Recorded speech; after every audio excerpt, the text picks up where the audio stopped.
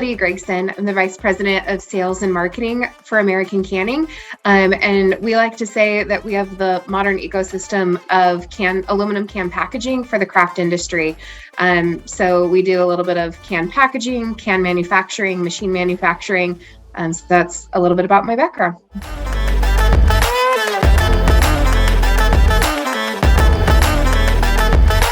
I think for us, we've seen in can packaging that a lot of it is still limited because most of the large manufacturers are publicly traded companies, and therefore a lot of federal regulation at play. We're a privately owned company. We operate out of Austin, Texas, but we distribute throughout the nation.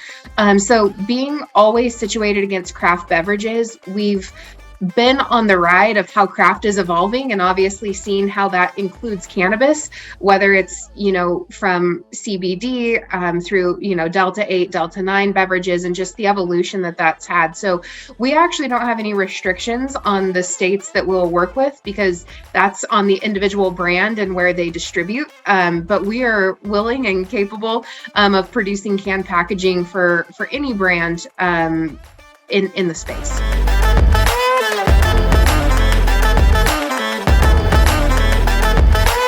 We honestly see it happening really on either coast. There's a lot of new startup beverage brands, particularly, especially moving in more into more of the Delta 9. We see that a lot with some sparkling waters or even like lemonade or juice kind of based partial CBD, partial Delta 8, partial Delta 9, new brands sparking up. Just last week, I talked with 2 or 3 of them. So we're seeing it expand on both coasts. And really at this point for us, we're getting inquiries fairly evenly. But of course, with the states that have, lowered their regulations, we're getting more inquiries where some of the states like California and Colorado are a little more established, especially in the brands that we work with. They're further along in the life cycle. Of course, the newer the state, the regulation changes, the more we're working with new beverage brands that are currently in develop and exploring can packaging from the very basic concept of where do I even begin with cans versus a more mature market, knowing what they're after and then just inquiring whether or not we're able to secure and, print what they need.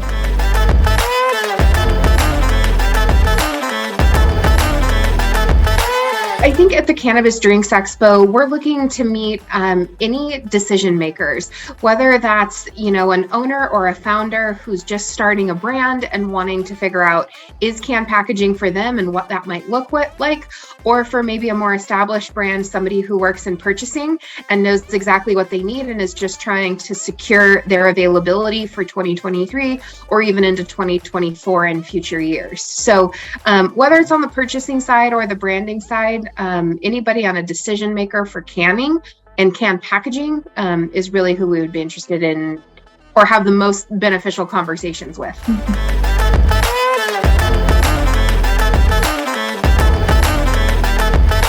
So when we're working with a new customer, whether it's a new brand or an established company, we have to know several questions right off the bat. Not least of which is what are your annual projections? So can packaging in particular, the decoration has a lot of different minimum order quantities.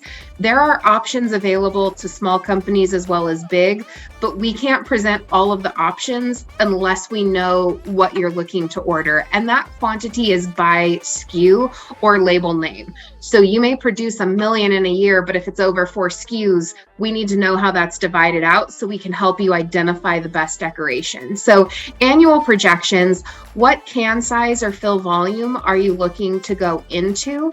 That's another thing. Where and how are you producing it? Are we dealing with a co-packer and they have a high-speed line that we need to accommodate for? Or is it more of a in-house production operation?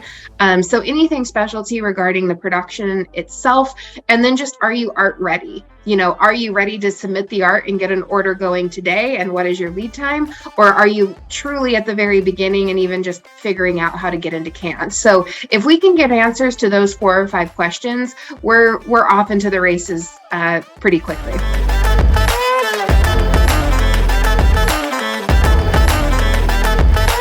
The main thing for cannabis specifically that American Canning can offer is we actually are a manufacturer of ATULC cans.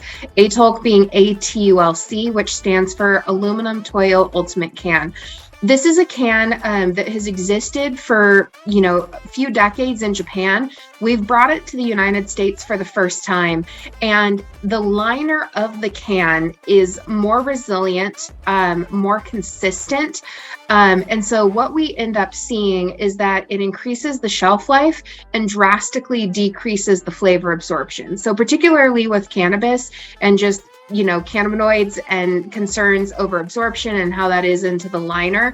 There have been concerns with more traditional DNI, cans in the industry. And we hear brands on either side say, I really want this type of liner or that. So it's not to say one is better or worse. We just find that cannabis brands have preferences. And we would like to pitch or ask that people also consider ATULC, because based on the data that we've seen and the brands that have tested it, it's a higher performing premium can.